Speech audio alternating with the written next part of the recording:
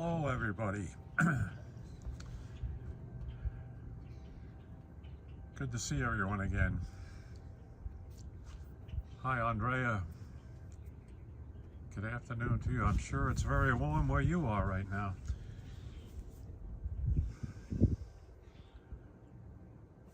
How do we like this beautiful summer-like day in the middle of April? Right now where I am, it's the temperature just hit 80 degrees Fahrenheit. So certainly couldn't ask for a more picture-perfect April day, early spring day.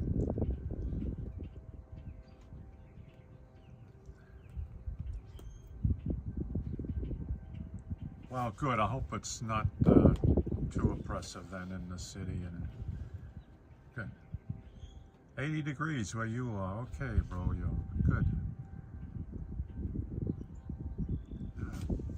Very comfortable humidity levels also. It's not like the July type weather we would have. Right?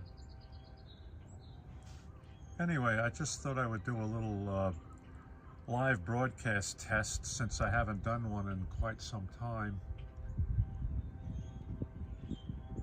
Just to check out my skills, if any, and check out the equipment.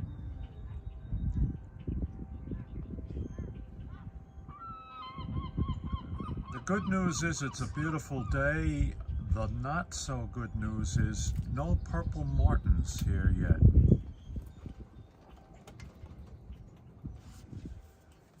Okay, Andrea, 86, but as we say, it's relatively speaking lower humidity, so we're not worried about the really oppressive summertime humidity right now.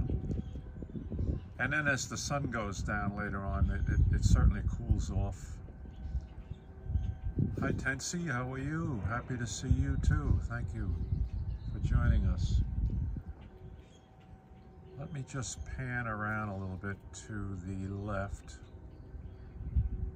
Okay, Jim, let's see now. Which way does the button go? That wrong way.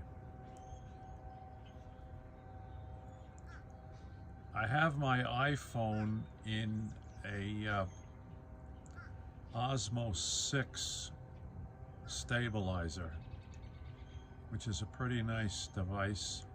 Lightweight, keeps it steady. Oh, okay. Tilt the other way.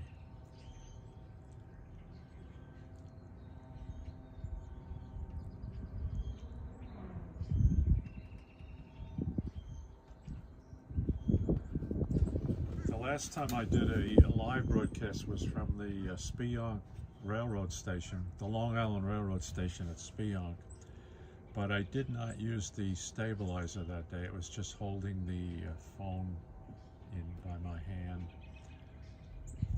Yeah, thank you very much. Let's just pan around a little bit. You can see one of the purple martin houses down there by the waterfront. Let's see if I can zoom in a little bit.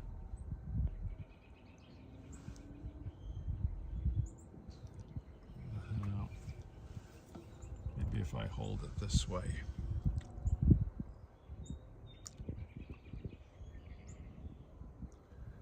It's supposed to be able to pinch zoom.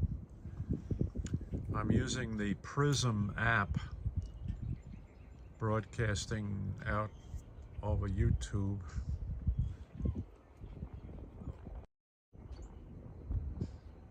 There we go. So that gives you a little better close-up of one of the two purple martin houses that we put up 2 weeks ago. But for some reason, the birds are running late arrivals this spring. Although there have been reports of purple martins on other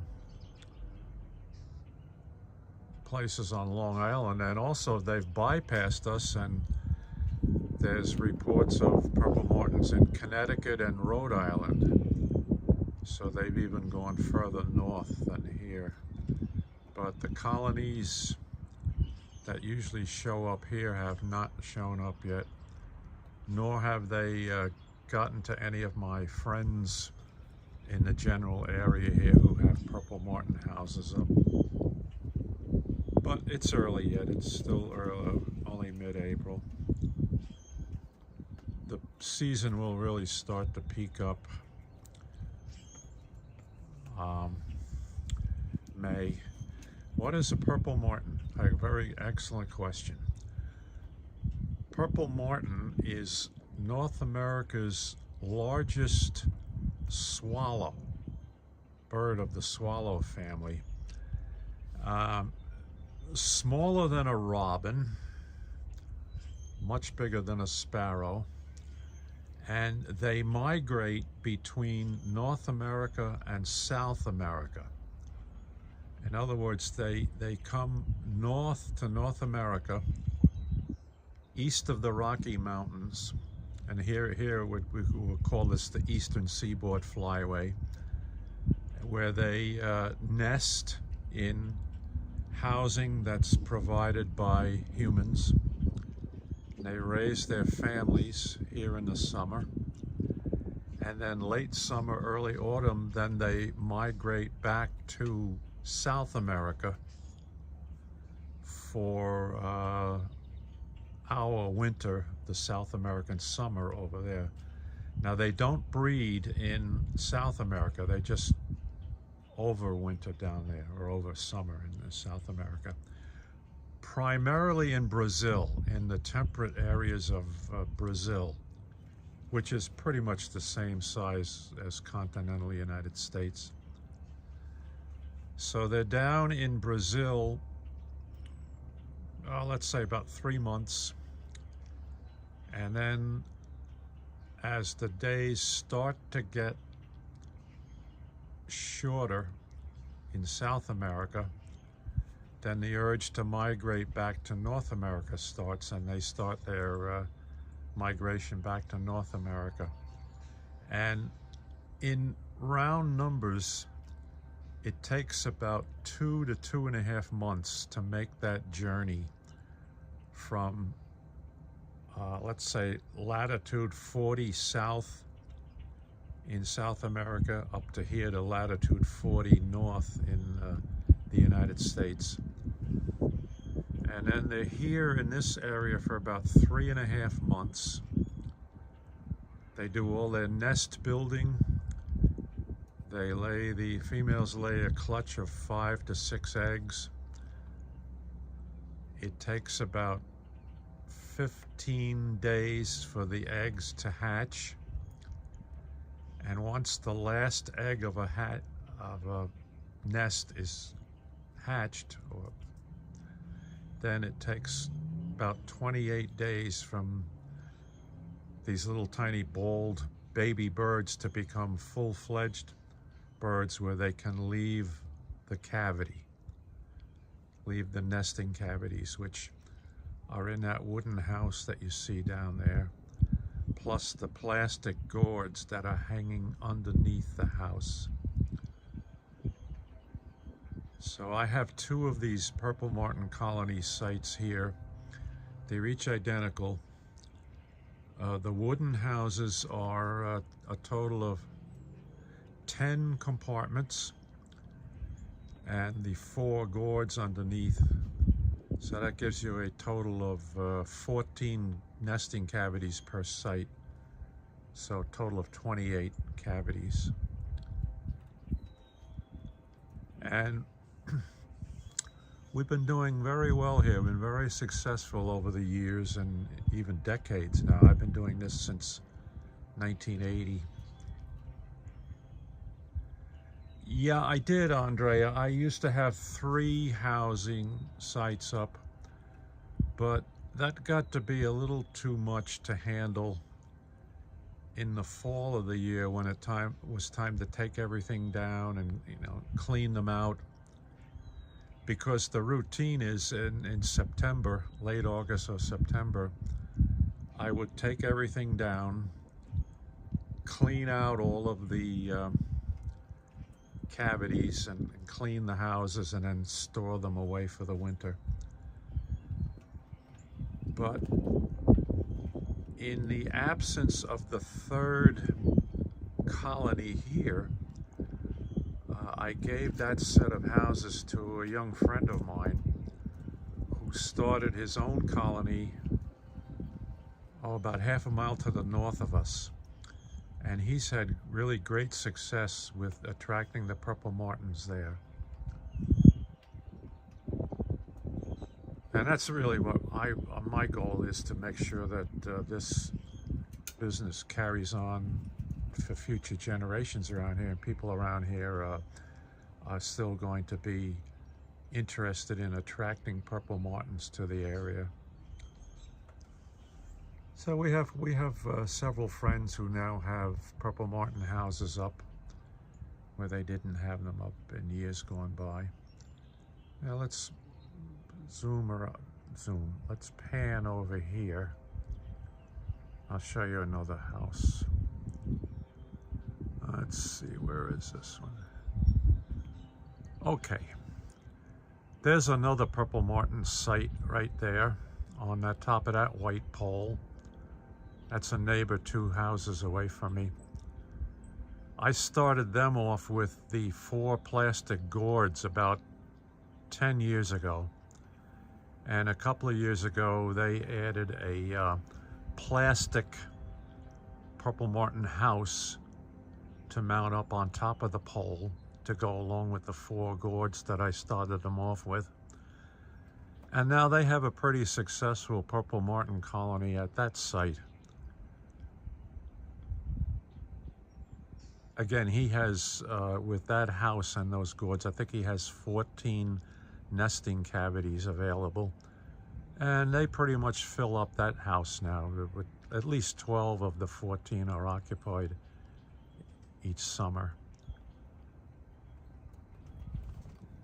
And there are other people in other parts of the town where we've helped set up purple martin housing and keep this thing going. I mean, it's the ideal location. Plenty of flying insects. Broyo, you were asking about purple martins. I've given you a long-winded discussion about it. They're known as aerial insectivores, and what that means in layman's terms is 99.9% of what they eat, they take on the fly. They grab insects out of the air. You very rarely see them eating off the ground or digging insects out of the lawn or anything like that. Occasionally they'll do that, but they're flying around the general area here, and they're consuming loads of insects every day that they're here. Number 1, to feed themselves, but number 2, to feed their clutches of babies that they're raising in these houses. Because think about each one of those cavities down there, nesting cavities, has 5 to 6 babies in it. That's a lot of little tiny baby birds to be fed every day. And the male and the female, it's almost like non-stop activity from sunrise to sunset for these parent birds to be feeding their little clutch of birds. Oh, I should turn off that YouTube notification thing. I'll bet that's appearing on our screen. Okay, I'll have to remember that next time we do a live broadcast. I'm getting YouTube notification messages here on the screen. Also, I have an alert system set up for Long Island Railroad train delays or things like that, so sometimes that pops up on the screen. Here, let me zoom back out now. No, I don't want to do that. That's the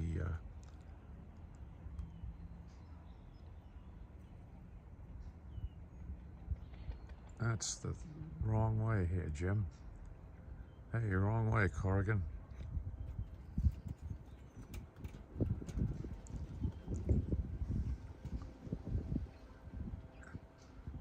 Okay, we're suffering from live stream broadcast operator error here, folks, so just bear with me.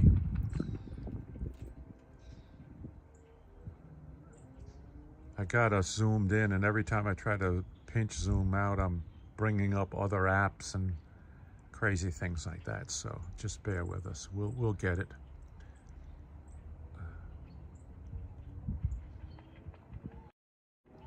Yeah, there we go. That should be 1x zoom. So let me put the gimbal back down on the picnic table, and then we'll set it up so that we can see the scenery here.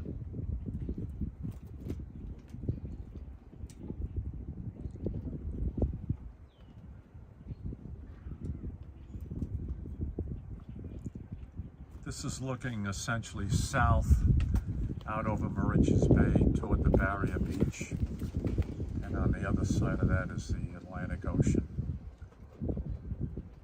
So it's much cooler out here than in New York City, which is 60 some odd miles to the west of us, because the ocean temperature right now in mid-April is probably only in the high 40s Fahrenheit. I don't think it's even up to 50 degrees yet. So whatever breeze comes off the water now, it's a cooler breeze out here. Very pleasant, a very enjoyable spring day. Andrea, you can't wait for the cannonball. I can't wait either. Well, that'll be Friday evening of Memorial Day weekend. We'll go back out to the Long Island Railroad Station in West Hampton. Okay, Tensi, good to see you, and have a great day where you are. Back to work. Thank you for joining us today. So Cannonball, we'll be out there, Andrea, on Memorial Day weekend, Friday night, and with its new train number this year, because since they redid the LIRR schedules with the opening of Grand Central Terminal service, so no more train 2798. I don't know what the new number will be, but we'll see when the summertime schedule comes out. And we'll document summertime cannonballs for everybody. See some people out there on Memorial Day weekend doing the same thing that I haven't seen since last year. Well, certainly not since Labor Day.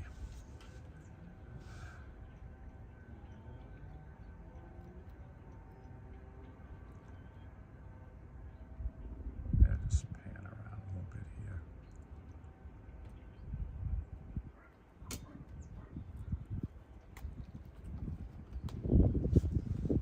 All right.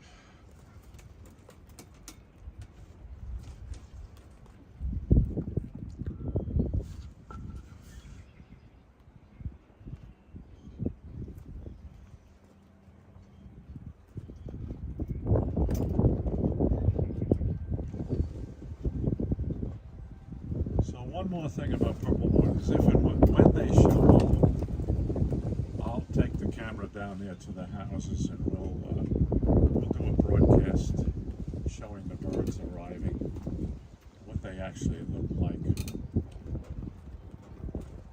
how they act down there. We'll have plenty of time to do that this spring.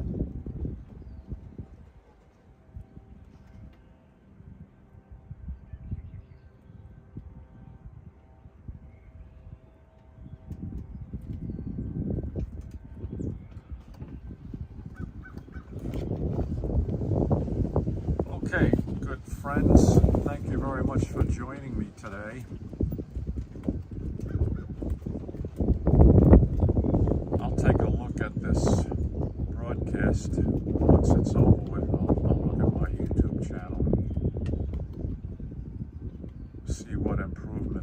to make, how to make it better the next time.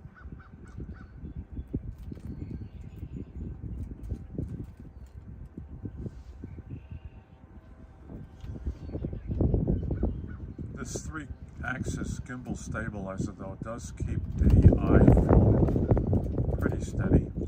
Although what you're seeing now are little wind gusts that are making it bounce.